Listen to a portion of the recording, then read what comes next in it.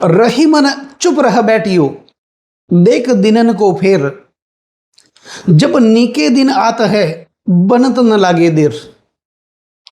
दोस्तों, ये तो हमें पता चल ही जाता है कि समय हमारे अनुकूल नहीं चल रहा है। तो उस स्थिति में हमें क्या करना चाहिए? शुभ समय का, अच्छे समय का इंतजार करना चाहिए। और जब अच्छा समय आता है तो बनते हुए, बिगड़े हुए काम को भी बनते हुए देर नहीं लगती।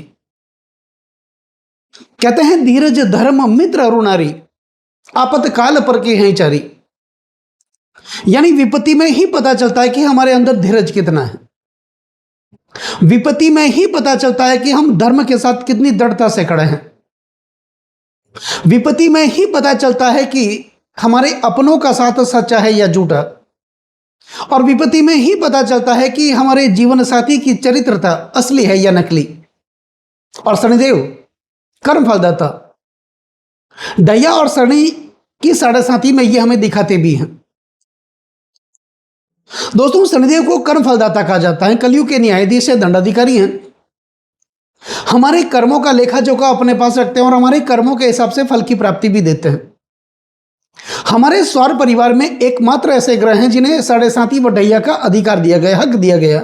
यह हक किसी के पास नहीं है। कहते हैं शनिदेव डिले जरूर करते हैं लेकिन डिनाई कभी नहीं करते। वो देरी जरूर करते हैं लेकिन मना नहीं करते। फल देने से पहले व्यक्ति के धैर्य की परीक्षा लेते हैं, यानी वो जांचते हैं, परखते हैं, गिराते हैं, दबाते हैं, तपाते हैं और तपाने के बाद एक साधारण से कोयले को भी धीरे धीरे हीरे में बदलने का सामर्थ्य अगर किसी ग्रह के पास है तो वह है शनिदेव। बात करेंगे आज सिंह राशि वाले जातकों की, क्योंकि सिंह राशि वालों को शनिदेव की डैया लगी हुई है, डैया चल रही है। लेकिन यह डैया रहेगी 3 जून 2027 तक, यानी 11 महीनों का जो सफर होगा शनिदेव का सिंह राशि वालों के लिए, वो कैसा रहेगा, उसमें क्या कुछ फलाफल देखने को मिलेगा, शनिदेव क्या देंगे सिंह राशि वालों को डैया में, आज का यह विषय है। दोस्तों, डैया क्या होती है, किसे कहते हैं डैया और क्यों आती है डैया? कल्याणी प्रदा सती वे रवि सुते राशेष चतुर्थाष्ट में, अर्थात शनिदेव गोचरवश परिभ्रमण करते हुए, संचरण करते हुए हमारी जन्म राशि से चतुर्थ और अथवा अष्टम भाव का संचरण करते हैं। यह शनिदेव की डैया होती है, इसे डैया कहते हैं। लेकिन महर्षि पराशर ने इसी डैया को कल्याण करने वाली भी माना है। क्यों माना, किस परिस्थिति में माना? कभी कभार यही डैया और साढ़े साथी जीवन में कल्याण भी कर देती हैं, कल्याणी प्रदा सती वे। लेकिन किन के लिए, किस परिस्थिति में? यह गोचर की ग्रह स्थिति है। शनिदेव की डैया और साढ़े साथी गोचर में ही आती है। लेकिन हमारी जन्म कुंडली में शनिदेव अच्छी स्थिति में हो, यानी वो उच्चस्थ हो, मित्र क्षत्रिय हो, अपने वर्गोत्तम में बली हो, कारक हो, योग कारक हो, या फिर शनिदेव हमारी जन्म कुंडली के तीसरे, छठे व एकादश भाव में विराजमान हो, बलवान होकर के। त्रिछष्टे च लाभे शनि सौख्यदाता, वो दुखों का नाश कर देते हैं, पीड़ाओं का नाश कर देते हैं, समस्याओं का नाश कर देते हैं। और उसमें भी अगर हमारा जन्म लग्न यदि वृषभ लग्न हो, तुला लग्न हो, मिथुन लग्न हो, कन्या लग्न हो, मकर लग्न हो अथवा कुंभ लग्न हो और शनिदेव तीसरे, छठे व एकादश भाव में उच्चस्थ हो, मित्र क्षत्रिय हो, अपने वर्गोत्तम में बली हो, तो यही डैया और साढ़े साथी जीवन में कल्याण कर देती है, मालामाल भी कर देती है।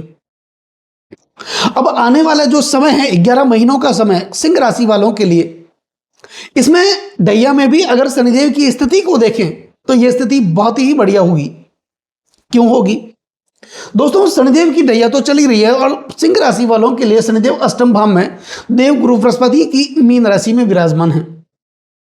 अब यह शनिदेव 27 जुलाई को वक्री भी होंगे, जो कि इनका वक्र काल का जो सफर है वो 11 दिसंबर 2026 तक चलेगा। यानी 27 जुलाई से लेकर 11 दिसंबर तक 2026 तक शनिदेव वक्र होंगे। यानी वो अष्टम भाव का तो फल दे ही रहे थे, लेकिन जब वक्र होंगे तो सप्तम भाव का भी एक भाव पीछे का फल देंगे। क्योंकि कोई भी ग्रह जब वक्र होता है उस ग्रह का चेष्टा बल बढ़ जाता है, और चेष्टा बली होने के कारण वो एक भाव पीछे का भी फल देते हैं। तो शनिदेव अष्टम भाव में सिंह राशि वालों के लिए चल रहे हैं और फिलहाल शनिदेव बुध के रेवती नक्षत्र में चल रहे हैं। बुध के साथ शनिदेव का मित्रवत संबंध है, दोनों एक ही समुदाय के ग्रह हैं, प्रबल मित्रता है दोनों के बीच। और बुध सिंह राशि वालों के लाभेश और धनेश बनते हैं और इन्हीं बुध के रेवती नक्षत्र में शनिदेव संचरण कर रहे हैं, जो कि 3 जून 2027 तक ये रेवती नक्षत्र में ही रहेंगे। तो ऐसे में बहुत ही अच्छा फलाफल सिंह राशि वाले जातकों के लिए देखने को मिलेगा। बुध के नक्षत्र में शनिदेव चल रहे हैं और बुध लाभेश और धनेश हैं, यानी सिंह राशि वालों के लिए लाभ की अगर स्थिति को देखें तो इन 11 महीनों में अत्यधिक लाभ की प्राप्ति होगी। इस 11 महीनों में अगर आप कोई व्यापार करना चाहते हैं, अच्छा व्यापार करना चाहते हैं, अपने जन्म स्थान से दूसरे स्थान पर जाकर के कोई तरक्की करना चाहते हैं, व्यापार लगाना चाहते हैं, तो आपके लिए ये जो सफर होगा बहुत ही शानदार रहने वाला है। यानी यही एकादश भाव आपके सपनों का और आपके इच्छाओं का माना जाता है। अब आपके सपने और आपकी इच्छाएं पूरी होगी, आपकी आर्थिक स्थिति मजबूत होगी, यानी आप कर्जों से मुक्त होंगे, आप खर्चों से मुक्त होंगे, अननेसेसरी खर्चों से मुक्त होंगे, हॉस्पिटल के खर्चों से मुक्त होंगे, पारिवारिक जो समस्याएं चल रही थी आपकी, उस समस्याओं से आप मुक्त होंगे, आपके अंदर वाणी कुशलता बढ़ेगी, एक समझ विकसित होगी, अच्छे लोगों के साथ आपका उठना बैठना होगा, अच्छे लोगों से आपका संपर्क बनेगा। इसके कारण आपके जीवन में पद, प्रमोशन और प्रतिष्ठा की प्राप्ति होगी। पिता के साथ अच्छे पारिवारिक संबंध स्थापित होंगे, बहन भाइयों के साथ अच्छे संबंध स्थापित होंगे। तो कुल मिलाकर के शनिदेव बुध के नक्षत्र रेवती नक्षत्र में चल रहे हैं, वो वक्री होंगे ये बात अलग है, लेकिन इसी ढैया में बुध के नक्षत्र में आने से शनिदेव को और भी ज्यादा बल की प्राप्ति होगी। ऐसे में बुध आपके लाभेश बनते हैं तो लाभ की प्राप्ति होगी, इनकम की प्राप्ति होगी, आय के नए नए संसाधन आपके लिए बनेंगे, इनकम के नए नए सोर्स आपके लिए उत्पन्न होंगे। भागीदार के साथ अगर आप कोई बिजनेस करना चाहते हैं तो बहुत ही बढ़िया है। बच्चों के एजुकेशन के लिए या फिर आप अगर पढ़ाई कर रहे हैं तो आपके एजुकेशन के लिए ये स्थिति बहुत ही बढ़िया रहने वाली है। कब तक? जुलाई 2026 से लेकर 3 जून 2027 तक का ये जो सफर होगा 11 महीनों का शनिदेव का, सिंह राशि वालों के लिए बहुत ही शानदार और अच्छा रहने वाला है। क्योंकि बुध एक राशि से लाभेश हैं तो दूसरे राशि से धनेश भी हैं, धन की प्राप्ति भी होगी, आपकी वित्तीय स्थिति अच्छी होगी, वाणी कुशलता भी आपके अंदर बढ़ेगी, बहुत ही अच्छी समझ आपके अंदर विकसित होगी। ये इस प्रकार की परिस्थितियां आपके लिए उत्पन्न होगी। लेकिन इससे पहले ढैया में आपने बहुत सारी समस्याओं का सामना किया होगा, क्योंकि बुध जब रेवती नक्षत्र से पहले चल रहे थे, बुध के नक्षत्र में तो ये आए, उससे पहले जो ढैया का सफर था आपके लिए, उस ढैया के सफर में आपने बहुत सारी परिस्थितियों का, अशुभ परिस्थितियों का सामना किया होगा। यानी आपके अपने लोग आपसे दूर रहे होंगे,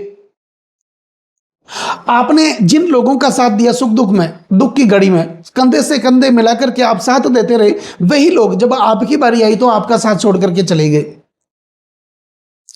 जिन लोगों के लिए आपने सब कुछ किया वह लोग आपके दुश्मन बन गए।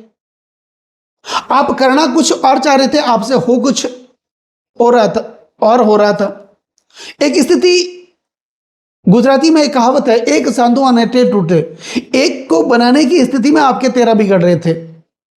जैसे जैसे आप आगे बढ़ने का प्रयास कर रहे थे वैसे वैसे पीछे चले जा रहे थे। यानी 4 कदम आगे बढ़ने का प्रयास कर रहे थे तो 8 कदम वापस पीछे चले जा रहे थे। कर्ज के बोझ तले आप दबे हुए थे, कर्जा उतरने का नाम ही नहीं ले रहा था।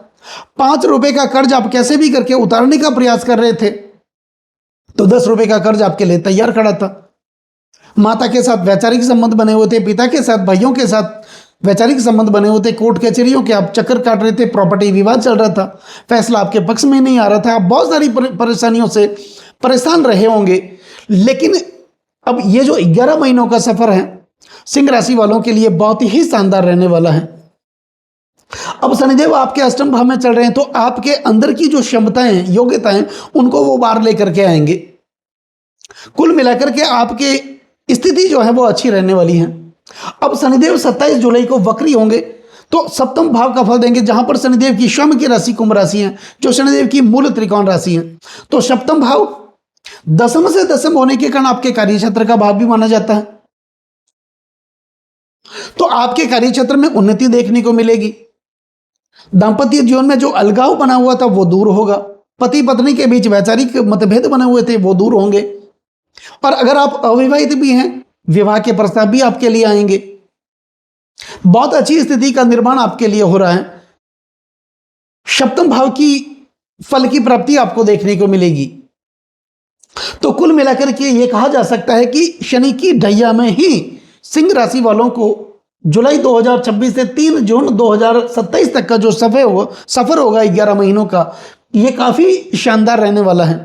और अगर आपकी जन्म कुंडली में शनिदेव की स्थिति अच्छी नहीं है, यानी वो नीचस्थ हैं, शत्रु क्षेत्रीय हैं, अस्तगत हैं, चौथे 8वें अथवा 12वें भाव में विराजमान है, और तो इन्हीं ढैया में शनिदेव से संबंधित उपाय करने की भी आपको आवश्यकता होगी। और तो उपाय में आपको क्या करना है, शनिदेव के पौराणिक मंत्रों का उच्चारण करें, शनिदेव के गायत्री मंत्रों का उच्चारण करें, शनिदेव के 20 मंत्रों का उच्चारण करें, शनिदेव से संबंधित वस्तुओं का आप दान करें। यह उपाय आपको करना है ताकि शनिदेव कृत पीड़ा से आप मुक्त हो जाएं। लेकिन अगर आपकी जन्म कुंडली में शनिदेव की स्थिति मजबूत है तो फिर आपके लिए शुभ फल की प्राप्ति इन दिनों में देखने को मिलेगी। दोस्तों नमस्कार।